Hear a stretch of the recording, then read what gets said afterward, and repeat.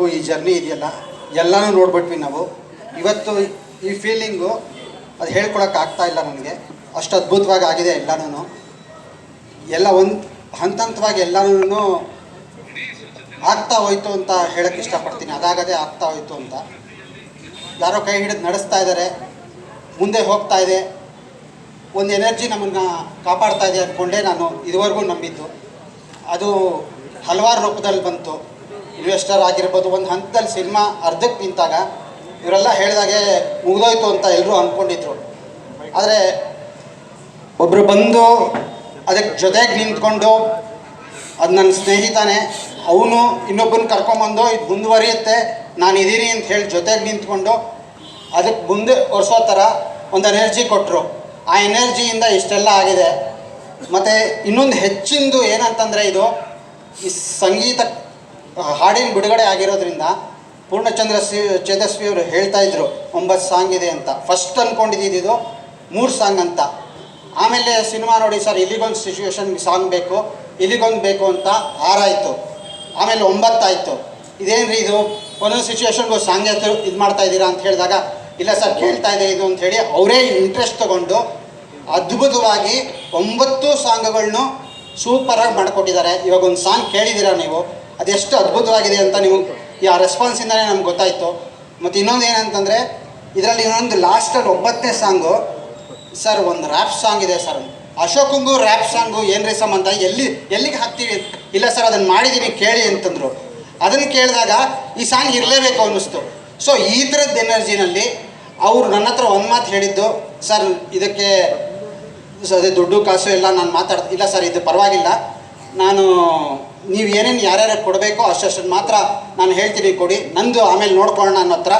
ಇದೇ ಥರ ಇವರೆಲ್ಲ ಪ್ರತಿಯೊಬ್ಬ ಟೆಕ್ನಿಷಿಯನ್ಸು ಸಹಿತ ಇದೇ ಥರ ಸಪೋರ್ಟ್ ಮಾಡಿಕೊಂಡು ಈ ಸಿನಿಮಾನ ಮುಂದೆ ತಂದು ಇಲ್ಲಿವರೆಗೂ ತಂದು ನಿಲ್ಲಿಸಿದ್ದಾರೆ ಇವತ್ತು. ಆಮೇಲೆ ಇನ್ನೊಂದು ಹೆಚ್ಚಿಂದೇನಂತಂದರೆ, ಪ್ರತಿಷ್ಠಿತ ಸಂಸ್ಥೆ ಲಹರಿ ಸಂಸ್ಥೆ ಇದನ್ನು ಬೈ ಮಾಡಿದಾಗ ಏನು ಅನ್ನಿಸ್ತು ಅಂತಂದರೆ, ಅವ್ರು ಬಂದು ನಿಂತ್ಕೊಂಡಾಗ ಬಿಸ್ನೆಸ್ ಎಲ್ಲ ಆಮೇಲೆ ಫಸ್ಟ್ ಅವ್ರು ನಮ್ಮನ್ನು ಟ್ರೀಟ್ ಮಾಡಿದ ರೀತಿ ಅತ್ಯದ್ಭುತವಾಗಿತ್ತದು. ಅಂದರೆ ನಾವಲ್ಲಿ ಹೋದಾಗ ನಾನೊಬ್ಬ ಹೊಸ ಪ್ರೊಡ್ಯೂಸರ್, ಅಂದರೆ ಇವಾಗ ಇನ್ನೂ ಫಸ್ಟ್ ಸಿನಿಮಾ ನಾನು ಮಾಡ್ತಾಯಿದ್ದೀನಿ ಅಂತಂದಾಗ ಅವರು ನಮ್ಮನ್ನು ನಡೆಸ್ಕೊಂಡಿದ್ದ ರೀತಿ ಇತ್ತಲ್ಲ, ಅದು ತುಂಬ ಆತ್ಮೀಯವಾಗಿ ಎಂತೆಂಥ ಲೆಜೆಂಡ್ರಿ ಸಿನಿಮಾಗಳು, ಎಂತೆಂಥ ಲೆಜೆಂಡ್ರಿ ಡೈರೆಕ್ಟರ್ಗಳು, ಎಂತೆಂಥ ಲೆಜೆಂಡ್ರಿ ಮ್ಯೂಸಿಷಿಯನ್ಸು ಅವ್ರ ಜೊತೆ ಕೈ ಜೋಡಿಸಿ ಕೆಲಸ ಮಾಡಿದ್ದಾರೆ. ಅವಾಗ ನಾವು ಇವ್ರ ಜೊತೆ ಒಂದು ಭಾಗ ಆಗ್ತೀವಿ ಅಂತಂದಾಗ ಆ ಪ್ರತಿಷ್ಠಿತ ಸಂಸ್ಥೆಗೆ ನಮಗೂ ಒಂದು ಪ್ರತಿಷ್ಠೆ, ನಮಗೂ ಒಂದು ಹೆಮ್ಮೆ. ಮತ್ತು ಇದನ್ನು ಅವರು ಬಿಸ್ನೆಸ್ನ ಪಕ್ಕಕ್ಕೆ ಇಟ್ಬಿಟ್ಟು, ನೋಡಿ ಬಿಸ್ನೆಸ್ ಏನಾದರೂ ಆಗಲಿ ನಾನು ಇದೊಂದು ಸಿನಿಮಾ ತೊಗೋತೀನೋ ಇಲ್ವೋ ಅದು ಸೆಕೆಂಡ್ರಿ, ಆದರೆ ಈ ಹಾಡುಗಳು ಅಷ್ಟು ಚೆನ್ನಾಗಿದೆ, ಯಾರು ತೊಗೊಂಡ್ರು ಸೂಪರ್ ಹಿಟ್ ಆಗುತ್ತೆ ಇದು ಅನ್ನೋ ಥರ ಹೇಳಿದ್ರು. ಅದು ಫಸ್ಟ್ ಟೈಮ್ ನಮ್ಗೆ ಏನನ್ನಿಸ್ತು ಅಂತಂದರೆ, ನಾವು ನೋಡಿದಾಗ ನಾವು ನಮ್ಮ ಸಿನಿಮಾನ ನಾವು ಚೆನ್ನಾಗಿದೆ ಅಂದ್ಕೊಳ್ಳೋದು, ಹಾಡು ಚೆನ್ನಾಗಿದೆ ಅಂದ್ಕೊಳ್ಳೋದು ಸಹಜ.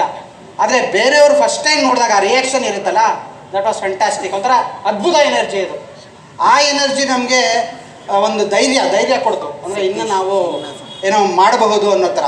ಆಮೇಲೆ ಅದು ತೊಗೋಬೇಕಾದ್ರೂ ಅಷ್ಟೇ, ಬಿಸ್ನೆಸ್ ಅಷ್ಟೇ ಇಲ್ಲ, ನಾನು ತಮಿಳು, ತೆಲುಗು, ಕನ್ನಡ ಎಲ್ಲ ಕಡೆ ನಾನು ನಿಂತ್ಕೊಂಡು ನಿಮಗೆ ಸಪೋರ್ಟ್ ಮಾಡ್ತೀನಿ, ಇದಕ್ಕೆ ಎಷ್ಟು ಸಾಧ್ಯವೋ ಅಷ್ಟು ನಾನು ಪ್ರಮೋಷನ್ ನಿಂತ್ಕೋತೀನಿ ಅಂತ ಕೈ ಜೋಡಿಸಿದ್ರು. ಅದು ಗ್ರೇಟು. ಈ ಎನರ್ಜಿ ನಮಗೆ ಬೇಕಾಗಿತ್ತು. ಸೊ ಅದು ತುಂಬ ಗ್ರೇಟ್ ಅನಿಸ್ತು. ಆಮೇಲೆ ಇಲ್ಲಿ ಎಲ್ಲದಕ್ಕಿಂತ ಇನ್ನೊಂದು ಹೆಚ್ಚಿದ್ದು ಏನಂತಂದರೆ, ಸತೀಶ್ ಸರ್ ಬಗ್ಗೆ ಎಲ್ಲರೂ ಹೇಳ್ತಾರೆ ಹಿಂಗೆ ಅಂತ. ಅಂದರೆ ಒಂದು ಎಲ್ಲರೂ ತಿಳ್ಕೊಳ್ಳಿ, ಒಬ್ಬ ಹೀರೋ ಮೂರುವರೆ ವರ್ಷ ಆಯಿತು ಈ ಸಿನಿಮಾ. ನಾವು ಸ್ಟಾರ್ಟ್ ಮಾಡಿದಾಗ ಒಂದು ರೀತಿ ಇತ್ತು, ಎಲ್ಲ ಮಧ್ಯದಲ್ಲಿ ನಿಂತೋಯ್ತು. ಆವಾಗ ನನ್ನ ಎದುರುಗಡೆನೇ ಫೋನ್ ಬಂತು, ನಾನು ವಿನೋದ್ ಸರ್ ಇಬ್ಬರು ಇದ್ವಿ, ನನ್ನ ಎದುರುಗಡೆನೇ ಫೋನ್ ಬಂತು, ಅಯೋಗ್ಯ 2 ಸ್ಟಾರ್ಟ್ ಮಾಡಬೇಕು ಸರ್, ನೀವು ಅದು ಲೇಟ್ ಆಗ್ತಾಯಿದ್ರೆ ನಾವು ಇದು ಮುಗಿಸ್ಬಿಡ್ತೀವಿ ಅಂತ ನನ್ನ ಎದುರುಗಡೆನೇ ಫೋನ್ ಬಂತು. ಅವರೇ ಹೇಳಿದ್ರು, ಇಲ್ಲ ನಾನು ಅಶೋಕ ಮುಗಿಸ್ಬಿಟ್ಟೆ ಬರೋದು, ನಾನು ಅಶೋಕ ಮುಗಿಸ್ತೀನಿ ಆಮೇಲೆ ಸ್ಟಾರ್ಟ್ ಮಾಡೋಣ ಅಂತ ಹೇಳಿದ್ರು. ಅದಾದಮೇಲೆ ಓಕೆ ಸ್ಟಾರ್ಟ್ ಆಗುತ್ತೆ ಅನ್ನೋ ಥರ ಆಯಿತು. ಇನ್ವೆಸ್ಟರ್ ಬಂದರು, ಎಲ್ಲ ಇನ್ನೇನು ನಾಳೆಯಿಂದ ಹೋಗ್ಬಿಡ್ಬೇಕು ಅನ್ನೋ ಟೈಮಲ್ಲಿ ವಿನೋದ್ ಸರ್ ಇನ್ಸಿಡೆಂಟ್ ಆಯಿತು. ಆವಾಗ ತಿರ್ಗಾ ಸಿನಿಮಾ ಏನಾಗುತ್ತೆ, ಅದೇ ಒಂದು ದೊಡ್ಡ ಆಘಾತ ನಮಗೆ, ಅದರಿಂದ ಹೊರಗಡೆ ಬರೋಕ್ಕೆ ಆಗಲಿಲ್ಲ. ಆಮೇಲೆ ಸಿನಿಮಾ ಇನ್ನೇನಾಗುತ್ತೆ ಅಂತ ನಾನೇ ಹೇಳಿದೆ, ಸರ್ ಇನ್ನು ಕಾಯೋದ್ರಲ್ಲಿ ಅರ್ಥ ಇಲ್ಲ ಸರ್, ಒಬ್ಬ ಹೀರೋ 3 ವರ್ಷ 4 ವರ್ಷ ನಿಮಗೆ ಒಂದು ಸಿನಿಮಾಗೆ ಕೊಟ್ಬಿಟ್ರೆ ಅವ್ರ ಕೆರಿಯರ್ ಏನು? ಅಂದರೆ ಪೀಕಲ್ಲಿತ್ತು, ಅಯೋಗ್ಯ ಸಖತ್ತಾಗಿ ಹಿಟ್ಟಾಗಿತ್ತು. ಅಂದರೆ ಇದನ್ನು ನೀವು ಕಾಯ್ಕೊಂಡು ಏನಾಗುತ್ತೆ ಅನ್ನೋದು ಗೊತ್ತಿಲ್ಲ ನಮಗೆ. ಹೆಂಗೆ ಸರ್ ಇದು, ನೀವು ದಯವಿಟ್ಟು ನೀವು ಅಯೋಗ್ಯ ಮಾಡ್ಕೊಂಬಿಡಿ, ಇದು ನನಗೇನು ಹೇಳೋಕ್ಕೆ ಗೊತ್ತಾಗ್ತಾ ಇಲ್ಲ ಅಂದಾಗ ಅವ್ರು ಒಂದು ಮಾತು ಹೇಳಿದ್ರು, ಅದು ಹೆಂಗಾಗುತ್ತೆ ವರ್ಧನ್, ಸಾಧ್ಯನೇ ಇಲ್ಲ, ನೀವು ಇಷ್ಟೊಂದು ಹಾಕಿದ್ದೀರಾ, ಇಷ್ಟು ಇನ್ವೆಸ್ಟ್ ಮಾಡಿದ್ದೀರಾ, ಇಷ್ಟು ಕಷ್ಟಪಟ್ಟಿದ್ದೀರಾ, ಇದನ್ನು ನಾನು ಹೆಂಗೆ ಅರ್ಧಕ್ಕೆ ಬಿಟ್ಟು ಹೋಗ್ಬಿಡ್ಲಿ? ಅದು ನ್ಯಾಯ ಅಲ್ಲ. ನಾನು ಜೊತೆಗೆ ನಿಂತ್ಕೋತೀನಿ, ಅದೇನಾದರೂ ಆಗಲಿ, ಸಿನಿಮಾ ಮುಗಿಸೋಣ. ನನಗೆ ಸಿನಿಮಾ ಮುಗಿಸ್ಬೇಕು ಅಂತ ಖಂಡಿತ ಇತ್ತು. ಅಂದರೆ ಸಿನಿಮಾ ಯಾವುದೇ ಕಾರಣಕ್ಕೂ ಅರ್ಧಕ್ಕೆ ನಿಲ್ಲಬಾರ್ದು. ಅದು ಏನು ಆದ್ರೂ ಸಿನಿಮಾ ನಾವು ಅಂದ್ಕೊಂಡಂಗೆ, ಅಂದರೆ ಸ್ಕ್ರೀನಿಂಗ್ ಮೋಸ ಮಾಡ್ದಿರೋಂಗೆ ನಾವು ಅಂದ್ಕೊಂಡಂಗೆ ಸಿನಿಮಾ ರಿಲೀಸ್ ಮಾಡಬೇಕು ಅಂತಿತ್ತು. ಅದಕ್ಕೆ ನಾನು ಹೇಳಿದ್ದು ಮಿರಾಕಲ್ ಥರ ಎಲ್ಲ ಅದಾಗದೆ ಅವ್ರು ಇನ್ವೆಸ್ಟರ್ ಬಂದರು, ಸತೀಶ್ ಸರ್ ನಿಂತ್ಕೊಂಡು, ಸತೀಶ್ ಸರ್ ಹೊಟ್ಟೋಗ್ಬಿಟ್ಟಿದ್ರು ಸಿನಿಮಾ ಆಗ್ತಾ ಇರಲಿಲ್ಲ ಇದು. ಅಂದರೆ ಇಲ್ಲ ನನ್ನ ಕೈಲಿ ಆಗಲ್ಲ ರೀ, ನಾನು ನೋಡ್ಕೋತೀನಿ ಅಂದರೆ ಸಿನಿಮಾ ಆಗ್ತಾ ಇರಲಿಲ್ಲ ಇದು. ಸೊ ಇಷ್ಟೆಲ್ಲ ಜನ ಸೇರಿಕೊಂಡು ಇದನ್ನು ಇವಾಗ ಈ ಮಟ್ಟಕ್ಕೆ ತಂದಿದ್ದಾರೆ. That was A great thing. ಅದು ಆಮೇಲೆ ಇನ್ನೊಂದು ಏನಂತಂದರೆ, ಒಂದು ಮಾತು ಹೇಳ್ತೀನಿ. ನಾವು ಫಸ್ಟು ಚರಣದಾಸಿ ಸೀರಿಯಲ್ ಮಾಡ್ತಾಯಿದ್ವಿ. ಚರಣದಾಸಿ ಸೀರಿಯಲ್ ಮಾಡ್ತಾ ಇರ್ಬೇಕಾದ್ರೆ ಹಿಂಗೆ ಮಾತಾಡ್ತಾ ಇದ್ವಿ ಕಳಸದಲ್ಲಿ, ಮೇಲ್ಗಡೆ ಕಾಫಿ ಎಸ್ಟೇಟು. ನಾನು, ವಿನೋದ್ ಸರು, ದೀಪು 3 ಜನ ಮಾತಾಡ್ತಾ ಇದ್ವಿ.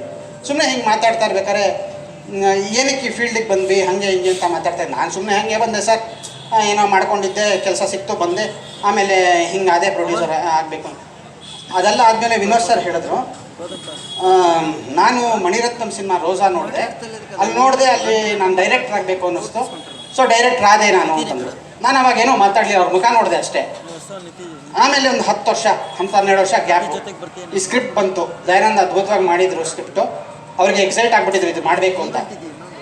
ನಾನು ಈ ಸಿನಿಮಾನ ಸರ್, ಇದು ಸ್ಕ್ರಿಪ್ಟು ಒಂದು 15 ವರ್ಷಗಳೆಲ್ಲ ಆಯಿತು. ಬೌಂಡೆಡ್ ಸ್ಕ್ರಿಪ್ಟ್ ಬಂತು. ಅದರಲ್ಲಿ ವಿನೋದ್ ವಿ ದೊಂಡಾಳೆ ನಿರ್ದೇಶನ ಅಂತಿತ್ತು.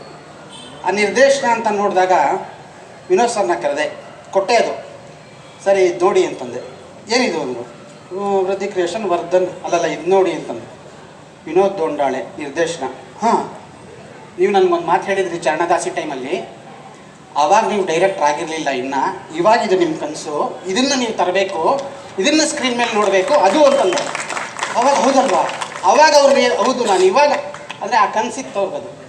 ಆ ಕನಸಿಗೋಸ್ಕರನೇ ಈ ಸಿನಿಮಾ. ಅಂದರೆ ನಾನು ಯಾವುದೇ ಕಾರಣಕ್ಕೂ ಇದನ್ನು ಬಿಡಬಾರ್ದು ಅನ್ನೋದಕ್ಕೆ ಜೊತೆಗೆ ನೀವು ನಿಂತ್ಕೊಂಡ್ರಿ ಸರ್, ಅದಕ್ಕೆ ತುಂಬ ಥ್ಯಾಂಕ್ಸ್.